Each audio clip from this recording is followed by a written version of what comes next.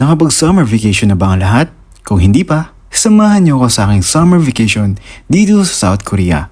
Tara, ako si Chad and this is my summer expedition, Gangwon-do. Day 1.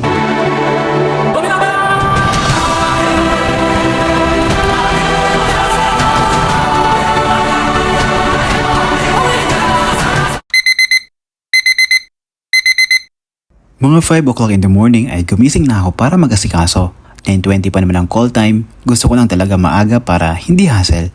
Summer vacation na kasi ngayon at karamihan ay pupunta sa mga magandang beach dito sa South Korea. Alas 7 nga ng umaga nang umalis ako ng dorm, medyo maaga pa. Nasa isang oras din kasi ang biyahe going to Dongjak Station. Dito nga ako sa Ansan Station sasakay ng subway. Kung dati hindi tayo sanay sumakay, ngayon pwede ko nang tulugan. Mahaba-haba din kasi ang biyahe going to Dongjak Station. Pagkadating nga namin sa Dongjak Station ay kailangan namin mag-transfer ng line papunta sa Bus Express Station dahil sasakay kami ng bus papuntang Gangwon-do.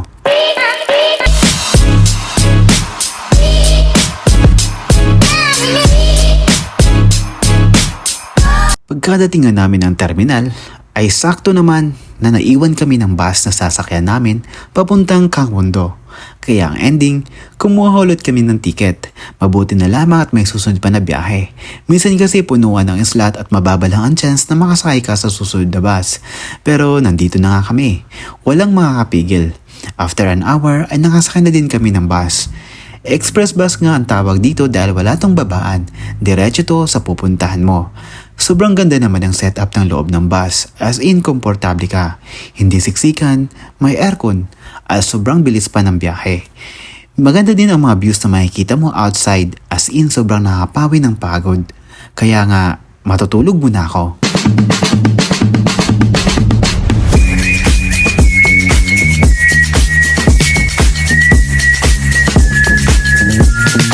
Oops, teka lang. Nagising nga ako dahil muntik pang maiwan ang dalawang to. Paano ba naman? Bumaba sila dahil magsi-CR daw. Yun nga lang hindi sila nagpaalam sa driver. Kaya ang ending, nasibal-sikya sila. Tuwang-tuwa pa nga sila kahit na muntik na silang maiwan ulit. Sanay na nga ata sila na laging iniiwan.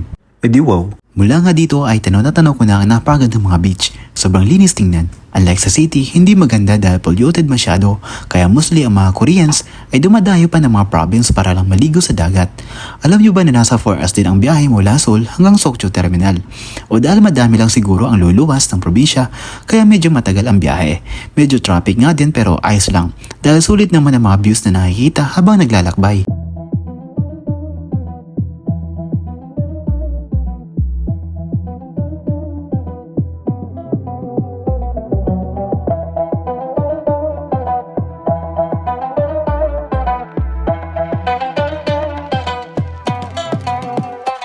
Ay nakarating na din kami sa aming accommodation. Ito na nga yung pinakamurang accommodation na nabook namin online. Medyo malayo nga ito sa mismong beach pero may mga bus naman na dumadaan dito na pwedeng sakyan papunta doon. Ayos naman yung hotel na nabook namin. Ang importante lang naman ay may matutuluyan dahil most of the time ay nasa labas kami just to explore kung anong meron dito sa Sokcho. Nagpahinga lang kami saglit at lumabas na din agad dahil anong oras na hindi pa kami nagla-lunch dahil sa sobrang tagal ng biyahe. After nga namin kumain ay dumiretso na nga kami sa beach para kumuha ng magandang shots. Eto nga pala ang mga kasama ko, si Opa Bal na nagsasabing, Si Val! Si Val! Si Val! Palagi na lang siyang may kasalanan. Huy, hindi! Si Jason ang Mr. Dreamboy ng South Korea. Mr. Dreamboy, Mr. Dreamboy, ano kaya ang nasa isip mo? Si Ariel na maraming ipon pero walang jowa. Deserve. And of course, si Post Idol. Hello mga kabsat, Boss Joey here! After nga namin kumuha ng mga picture, ay tumungo na nga kami sa mismong beach para tumambay at magpalipas ng oras. Isa din sa pinakaagaw pansin dito ay ang malaking Ferris wheel kung saan air condition ang loob. Gusto nga namin sumakay kaya lang nakalimutan na namin. Madami nga ang mga tao na nandito sa beach, karamihan galing pa sa malalayo. Halos sabay-sabay kasi ang summer vacation ng mga company, kaya dagsa ang mga tao. Wala nga palang entrance dito, hindi rin uso ang cottage basta may dala kang panlatag at pwedeng upuan ay ayos na. Alas 7 na nga pala ng gabi pero sobrang taas pa din ang araw. Maliwanag pa kaya tuloy pa din ang mga naliligo sa dagat.